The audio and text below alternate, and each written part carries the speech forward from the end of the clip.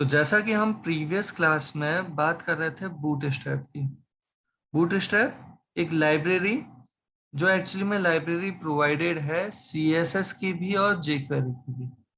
किस पर्पस से प्रोवाइडेड है? तो रेस्पॉन्सिव वेबसाइट लेआउट क्रिएट करने के लिए प्रोवाइडेड है। उसकी अगर हम यहाँ पे बात कर रहे हैं तो बूट स्ट्रैप हम कैसे अपने पेज पे काम में ले रहे थे उसे एक बार वापस आपको पेज ओपन करके विजिबल करवाते हैं। तो जैसा हमने प्रीवियस क्लास में बूट स्ट्रैप का एग्जांपल देखा जहां पे हमने अपना पेज क्रिएट करते टाइम इस तरीके से जैसे हम अपनी बनाई हुई सीएसएस फाइल को लिंक करते हैं लिंक टैग में href की हेल्प से, सिमिलर मैनर में हमने लिंक किया बूट स्ट्रैप से डाउनलोड की गई हमारी नहीं बूट स्ट्रैप से डाउनलोड की गई सीएसएस फाइल को। तो सीएसएस फाइल कैसे लिंक कर रहे हैं उसे हम एक बार देखते हैं। कुछ इस तरीके से हमने ये प्रोवाइड किया जहां पे हमारे पास जो फोल्डर बूटस्ट्रैप की साइट से डाउनलोड करके अवेलेबल हुआ, एक जिप फाइल आई थी उसे एक्सट्रैक्ट किया तो ये फोल्डर है जिसके अंदर सीएसएस फोल्डर है, उसमें से एक फाइल को हमें लिंक करना था। तो ये पूरा फोल्डर हमने ले जाके रखा है वहीं जहां हमारा ये पेज अवेलेबल है। हमारा जो ये पेज अवेलेबल है ये कहाँ पे है उसे अगर आप ध्यान से देखें तो ये पेज अवेलेबल हमारा इस फोल्डर में P1 वाला पेज, और यहीं पे वो हमारा फोल्डर अवेलेबल है जो हमें कहाँ से मिला है, बूटस्ट्रैप की वेबसाइट से मिला है। तो हमने P1 वाले पेज पे इस फोल्डर के अंदर CSS फोल्डर के अंदर ये जो हमारी फाइल अवेलेबल है बूटस्ट्रैप की CSS फाइल, उनमें से bootstrap.min.css फाइल को हमने लिंक करना चाहा। तो कैसे किया है उसे ध्यान से देखें। फोल्डर, इसके अंदर दूसरा फोल्डर और उसके अंदर वो फाइल अवेलेबल है वो हमने प्रोवाइड कर दिया।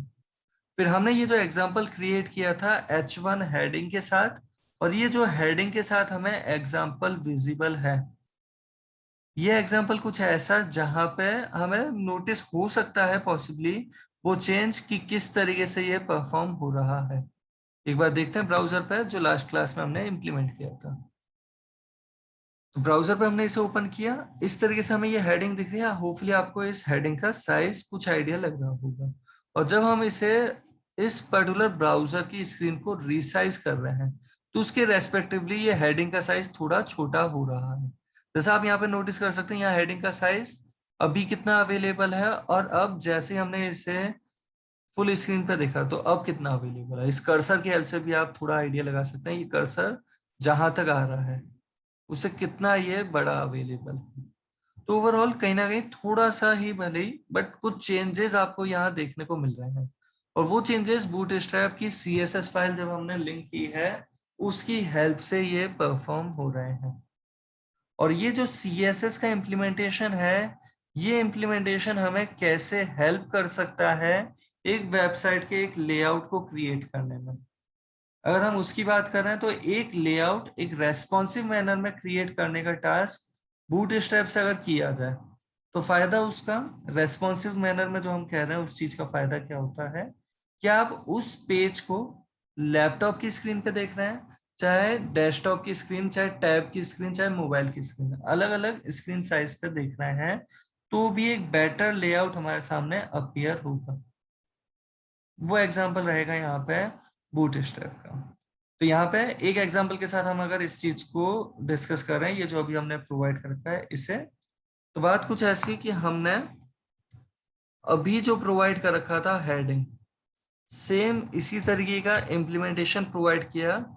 हेडिंग की जगह इस बार हमने प्रोवाइड कर दिया एक डिव, जिस डिव को हमने दे दी एक क्लास। और क्लास कौन सी प्रोवाइड की है वो ध्यान से देखें, हमने प्रोवाइड किया कंटेनर क्लास, क्योंकि सीएसएस जो प्रोवाइड कर रहा है वो सीएसएस की क्लासेस डिफाइन कर सकता है। अगर हम सीएसएस डिफाइन करते तो हम सीएसएस के अंदर अगर देते हैं डॉट एबीसीडी और देते हैं इसके लिए कलर ब्लू, तो इसका मतलब अगर हमें वो ब्लू कलर अप्लाई करना है, ये फॉन्ट साइज अगर कुछ दे रखा है सपोज 32 पिक्सल, अगर ये अप्लाई करवाना है तो हमें अपने एलिमेंट को क्लास क्या देनी है, एबीसीडी, तो ही वर्क करेगा। सिमिलरली बूटस्ट्रैप के केस में ये सीएसएस फाइल हमने नहीं दी बूटस्ट्रैप की वेबसाइट से हमने वो काम में ली है। तो यहाँ पे क्लास हम कौन सी प्रोवाइड कर रहे हैं, बूटस्ट्रैप की सीएसएस को काम में लेने के लिए उसी सीएसएस फाइल से प्रोवाइड की गई क्लास को हम काम में ले रहे हैं। और यहाँ सबसे पहले अगर हम बात करें कंटेनर क्लास की, तो यहाँ पे ये जो कंटेनर क्लास अवेलेबल है इसका इम्प्लीमेंटेशन कैसा होगा उसे एक बार समझते हैं इस छोटे से एग्जाम्पल की हेल्प से, जहां पे हमने एक पैराग्राफ प्रोवाइड कर दिया, पैराग्राफ में कुछ कंटेंट प्रोवाइड कर दिया, एक हेडिंग भी दे देते हैं भले, H1 हेडिंग बिल्कुल वैसे ही जैसे हमने प्रोवाइड कर रखी थी प्रीवियस एग्जाम्पल में, जहां पे माई हेडिंग क्लास देने की रिक्वायरमेंट नहीं है। क्लास कौन सी है, तो माई हेडिंग तो हमने अपनी सीएसएस फाइल में ये क्लास का नाम दिया था। यहाँ पे हो सकता है वो कुछ सीएसएस तो डायरेक्ट टैग को ही मिल गई हो, जैसे टैग के लिए सीएसएस देते हैं, कुछ सीएसएस क्लासेस को मिली है। तो अभी के लिए हमने केवल इतना सा किया, एक डिव के अंदर ये हेडिंग और पैराग्राफ प्रोवाइड कर दिए, इस डिव को हमने क्लास प्रोवाइड कर दी है कंटेनर, और कंटेनर ये जो क्लास हमने प्रोवाइड की है तो एक रेस्पॉन्सिव लेआउट तो क्रिएट कर रहा है, लेकिन एक फिक्स्ड विड्थ कंटेनर की तरह। कैसे, उसे पेज में हम देखते हैं एक बार। हमने जैसे ये पेज क्रिएट किया जिसमें हेडिंग पैराग्राफ जो भी देना था वो दे तो रहे हैं, लेकिन एक कंटेनर क्लास के अंदर। इस पेज को अगर हम ब्राउजर पे ओपन करते हैं तो ध्यान से देखें, यहाँ जो आपको साइड में थोड़ा लेफ्ट साइड में थोड़ा राइट साइड में गैप जो विजिबल हो रहा है, ये कंटेनर क्लास के कारण अप्लाई हो रहा है। और ये जो गैप है ये हमारे अलग अलग डिवाइसेस के करस्पॉन्डिंग एडजस्ट होता रहेगा। हमारी अगर डिवाइस की स्क्रीन इतनी बड़ी है तो यहाँ पे गैप आपको लेफ्ट साइड और राइट साइड में ये जो विजिबल हो रहा है आप नोटिस कर सकते हैं इतना। हम इसको रिसाइज अगर कर रहे हैं एक बार, तो आप देख सकते हैं कि यहाँ अगर ये स्मॉल स्क्रीन में अवेलेबल है तो उसके रेस्पेक्टिवली ये थोड़ा कम साइज अवेलेबल है, गैप जो अवेलेबल है लेफ्ट और राइट में। अगर हम यही थोड़ा इस तरीके से देखें तो गैप थोड़ा ज्यादा आ गया, और ज्यादा अगर हम बड़ी स्क्रीन पे देखें तो उसके रेस्पेक्टिवली ये एडजस्ट होता जा रहा है। तो ये जितना भी है ये गैप बूटस्ट्रैप की सीएसएस की हेल्प से मेंटेन हो रहा है, एक फिक्स्ड मैनर वाली विड्थ की तरह ही अपीयर होता है, जहां लेफ्ट और राइट साइड में थोड़ा गैप हमें अवेलेबल है। एंड ये जो इसका साइज अवेलेबल है ये अलग अलग स्क्रीन के रेस्पेक्टिवली वर्क कर रहा है। अगर हमारे ये जो ब्राउजर का कंटेंट एरिया, अगर हमारा ये कंटेंट एरिया 1200 पिक्सल से 1200 पिक्सल के इक्वल या उससे बड़ा है तब तो ये आएगा 1140 पिक्सल का। अगर ये 992 पिक्सल या उससे बड़ा है तो ये होगा 960 पिक्सल का। लेकिन अगर हम बात करें ये 576 पिक्सल से छोटा है तो 100% में ये अपीयर होना चाहता है।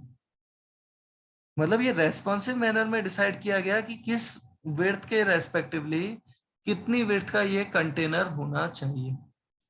तो ये कंटेनर हमारा अवेलेबल है, और कंटेनर को अगर हम यहाँ पे एक बैकग्राउंड कलर के साथ भी देखना चाहते हैं तो बैकग्राउंड कलर हम अपनी तरफ से प्रोवाइड करना चाहते हैं, पहले से अवेलेबल नहीं है। तो होपफुली आपको ध्यान होगा किसी भी एलिमेंट को मल्टीपल सीएसएस भी प्रोवाइड की जा सकती है।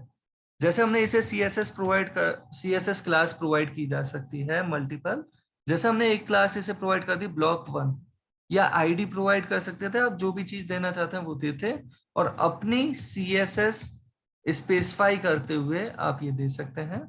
जैसे हमने अपनी ये सीएसएस प्रोवाइड की जिसमें हमने block1 के लिए जो प्रोवाइड करना चाहा सीएसएस रूल्स को, वो क्या हमने दिया बैकग्राउंड कलर, और बैकग्राउंड कलर जैसे हमने दे दिया ये से रेड। तो आप इजीली इसे नोटिस कर सकते हैं कि रेड बैकग्राउंड कलर कहां तक आया, साइड में गैप आपको विजिबल हो रहा होगा। और इसी पर्टिकुलर को जब हम इस तरीके से देख रहे थे तो साइड का गैप आपको नोटिस हो रहा है, और इसमें भी नोटिस हो रहा है। ये 100% पे चला गया, यहाँ पे ये 100% पे चला गया, इससे छोटा होते ही इस पर्टिकुलर पे थोड़ा गैप है, इसमें और गैप है, इसमें उसके साइज के रेस्पेक्टिवली ये गैप आपको विजिबल हो रहा है जितना कंटेनर का साइज है। कंटेनर मतलब उस कंटेंट एरिया का साइज है, उसके रेस्पेक्टिवली कंटेनर क्लास के लिए साइज अवेलेबल है। जबकि यही हमें कभी अगर अपने वेब पेज पे वो कंटेनर एलिमेंट बार बार काम में लेना है तो हमारा फायदा कुछ ऐसा कि हम अगर 3 बार इसे प्रोवाइड करते हैं तो तीनों बार वो जो कंटेंट आ रहे हैं वो उसी विड्थ के अपीयर होंगे अलग अलग स्क्रीन साइज पे भी सेम मैनर में वो अपीयर होंगे। जितना पहला ब्लॉक है उतना ही दूसरा, उतना ही तीसरा ब्लॉक भी उतनी ही विड्थ के साथ हमारे सामने अपीयर हो रहा है। और ये जो हमारे पास अपीयर हो रहा है इसके रेस्पेक्टिवली वो जो साइड में लेफ्ट और राइट साइड का गैप है वो हमें नोटिस हो रहा है कि वो किस तरीके से वर्क कर रहा है, राइट। एंड यहाँ पे जो अभी हमने प्रोवाइड कर रखा है कंटेनर, अगर कंटेनर की जगह हम दूसरी क्लास की बात कर रहे हैं, कंटेनर प्रोवाइड करने की दो बेसिक अप्रोचेस हैं, उनमें से दूसरी क्लास कंटेनर फ्लूइड। और कंटेनर फ्लूइड ये जो क्लास अवेलेबल है उस केस में इसे सेव जब किया, रिफ्रेश किया, तो इस केस में क्या हुआ, जिसे फ्लूइड प्रोवाइड किया वो एकदम हमें लेफ्ट और राइट साइड में गैप नहीं चाहिए वो हमने बता दिया। तो पूरे में वो फैल के एक तरीके से 100% में पूरे में फैल के आ रहा है। तो आपको अगर कुछ चीज चाहिए जो पूरे में फैल के आए तो उसे कंटेनर फ्लूइड प्रोवाइड करते हैं। एक बेसिक गैपिंग के साथ आप उसे प्रोवाइड करना चाहते हैं, कुछ मार्जिन लेफ्ट और राइट साइड में देते हुए, तो उस केस में आप कंटेनर क्लास काम में ले सकते हैं। जैसा जब आपको बेटर लगे वैसा आप प्रोवाइड कर सकते हैं। Container and container fluid pre defined classes हैं बूटस्ट्रैप की। इनका होपफुली आपको कुछ तो आइडिया लगा होगा। यहीं पे एक चीज और हम बात कर रहे हैं, पैडिंग प्रोवाइड करने के तरीके की। तो पैडिंग प्रोवाइड करने का जो तरीका हमारे पास अवेलेबल है वो कैसा, तो जैसे हमें पैडिंग देनी है टॉप की तो P T padding top, padding bottom देनी है तो पी बी।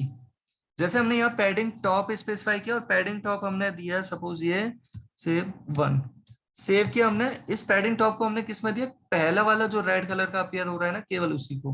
तो यहाँ ध्यान से देखें एकदम ऊपर वो टच में आ रहा था, जैसे रिफ्रेश किया थोड़ा सा गैप मेंटेन किया इसमें।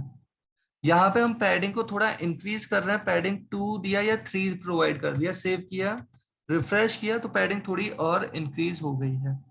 तो होपफुली यहाँ पे आपको आइडिया लग रहा होगा ये पैडिंग प्रोवाइड करने का जो तरीका है वो तरीका कैसा है, जहां पे हम पैडिंग जो देना चाहते हैं वो इस तरीके से प्रोवाइड कर सकते हैं। पैडिंग 2 3 4 इस तरीके से देते जा रहे हैं, उसके रेस्पेक्टिवली ये वर्क कर रहा है।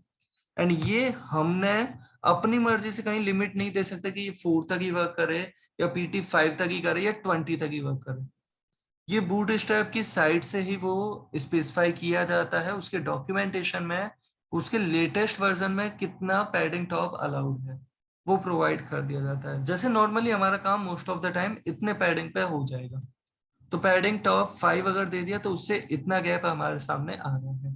जैसे इस पर्टिकुलर सेकंड वाले में अगर हम पैडिंग बॉटम स्पेसिफाई कर रहे हैं तो कैसे स्पेसिफाई कर रहे हैं, पैडिंग बॉटम, और ये हमने दे दिया सपोज 4, सेव किया रिफ्रेश किया, तो इस केस में आप देख सकते हैं पैडिंग बॉटम, यहाँ ये जो मर्ज होने का काम हो गया यहाँ पे कुछ पैडिंग बॉटम के कारण ऐसा कुछ आपको देखने को मिल सकता है। ये मर्ज वाला सेंस कुछ परफॉर्म हो गया, वो मार्जिन उसका कवर हो गया पैडिंग के कारण। तो यहाँ पे पैडिंग और मार्जिन संभल के काम में लेने हैं और ये आपको हमेशा प्रैक्टिस से ही बेटर आइडिया लगेगा। लेकिन एक चीज की जरूर हम बात कर रहे हैं अब, ग्रिड सिस्टम अगर हमें प्रोवाइड करना है तो ग्रिड सिस्टम पहले तो उसका सिग्निफिकेंस समझते हैं। ग्रिड सिस्टम का मतलब तो हमें प्रोवाइड करना है एक ऐसा पेज जिसके अंदर हम चाहते हैं कुछ ब्लॉक आसपास में प्रोवाइड करना, जैसे लेफ्ट साइड में एक ब्लॉक है उसके राइट साइड में दूसरा ब्लॉक, इस तरीके का कुछ प्रोवाइड करना चाहते हैं। तो कैसे प्रोवाइड कर रहे हैं उसे ध्यान से देखें। हमने एक डिव प्रोवाइड किया जिसे हमने क्लास प्रोवाइड कर दी से कंटेनर, और ये जो भी हमने कंटेनर क्लास प्रोवाइड किया अभी, इस कंटेनर क्लास को हम बैकग्राउंड कलर देना चाह रहे हैं तो सपोज ये भी हमने दे दिया ब्लॉक 1, ऐसे ही हमने दे दिया। इस पर्टिकुलर के अंदर यह हमने प्रोवाइड कर दिया ब्लॉक कवर, इस पर्टिकुलर को तो हमने दे दिया ब्लॉक कवर क्लास, जो भी आप नाम देना चाहें चॉइस आपकी अपनी है ना। एंड इस पर्टिकुलर के अंदर हम एक डिव प्रोवाइड कर रहे हैं जिसे हम क्लास प्रोवाइड कर रहे हैं रो, क्लास कौन सी, रो, कि एक रो के अंदर हम कॉलम स्पेसिफाई करना चाहते हैं। और ये कॉलम कैसे स्पेसिफाई कर रहे हैं उसे आराम से समझें। हमने एक डिव प्रोवाइड किया जिसे हम कॉलम देना चाहते हैं, दूसरा डिव भी तीसरा डिव भी, सपोज ये 3 डिव हम प्रोवाइड कर रहे हैं। तो 3 डिव अगर हम इन्हें डिस्ट्रीब्यूट करना चाह रहे हैं तो एक चीज बस हिंट के लिए बूटस्ट्रैप को थोड़ा समझने के लिए, उसके ग्रिड मैनर को समझने के लिए, यहाँ पे जो भी आप रो प्रोवाइड कर रहे हैं वो टोटल 12 सेगमेंट की कंसीडर अगर आप कर रहे हैं, 12 सेगमेंट 12 टुकड़े की तरह अगर आप कंसीडर कर रहे हैं, तो यहाँ पे जो हम प्रोवाइड कर रहे हैं content 1, content 2 and content 3, in content को अगर हम बैकग्राउंड कलर भी दे देते हैं, कुछ अपनी तरफ से डिजाइन प्रोवाइड कर देते हैं एक बार, जैसे हम इन तीनों को अलग अलग आईडी प्रोवाइड कर रहे हैं या क्लास प्रोवाइड कर रहे हैं। सपोज ये क्लास दे दी हमने ब्लॉक 1, सिमिलरली हमने ये क्लास प्रोवाइड कर दी block 2 and block 3, and in block 1, block 2 and block 3 के लिए हम कुछ कॉमन डिजाइन प्रोवाइड करना चाहते हैं और बैकग्राउंड कलर अलग देना चाहते हैं। तो कैसे दे रहे हैं वो समझें। ब्लॉक 1 हम बना रहे हैं इस क्लास को, ये पहले से बनी हुई नहीं है, रो पहले से बनी हुई है, कंटेनर पहले से बनी हुई है, लेकिन बाकी जो अभी तक हमने लिखी है वो क्लासेस हम यहाँ पे डिफाइन कर रहे हैं ब्लॉक 2 के लिए भी, एंड सिमिलरली यहाँ ब्लॉक 3 के लिए भी हम प्रोवाइड कर रहे हैं।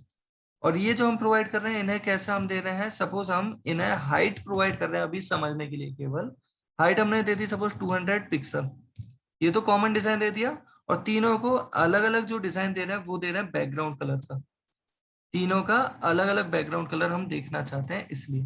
तो ब्लॉक 1 को बैकग्राउंड कलर दे दिया जैसे हमने ब्लू, एंड ब्लॉक 2 को हमने बैकग्राउंड कलर दे दिया से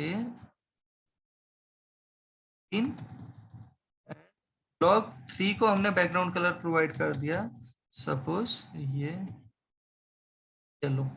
इस तरीके से हमने कुछ बैकग्राउंड कलर ये प्रोवाइड कर दिए, कैसा विजिबल होगा उस पर नहीं जा रहे हैं, लेकिन हाँ इन्हें कॉलम फॉर्मेट में जो लेके आना है उसकी बात कर रहे हैं। तो ये जो हमने पेज सेव किया अभी, जिसमें बूटस्ट्रैप की सीएसएस लिंक्ड है, अब हम इसमें क्या कर रहे हैं, वो सीएसएस प्रोवाइड कर रहे हैं जो बूटस्ट्रैप की तरफ से प्रोवाइडेड है कॉलम स्पेसिफाई करने के लिए। तो COL के साथ हमने लिखा है इसे 4, इसे भी 4 एंड इसे भी 4। रीजन 12 सेगमेंट अगर हमें क्रिएट, मतलब 12 टोटल सेगमेंट अवेलेबल है और 3 इक्वल सेगमेंट में अगर विजिबल करवाना है तो कॉलम 444 के टोटल 12 में डिवाइड हो जाएंगे 3 सेगमेंट।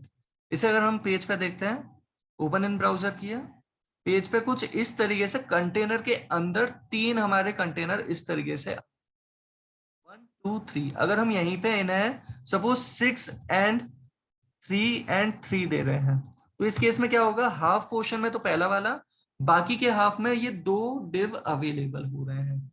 हम यहीं पे अगर इसे कुछ ऐसा प्रोवाइड कर देते हैं, ये 6 और ये 12, तो कुछ इस तरीके से अवेलेबल हो जाएगा। होपफुली यहाँ तक की बात का आप सभी को कुछ आइडिया लग रहा होगा, और ये बेसिक ग्रिड लेआउट हम क्रिएट कर रहे हैं जो most of the time page के डिजाइन में काम में आएगा।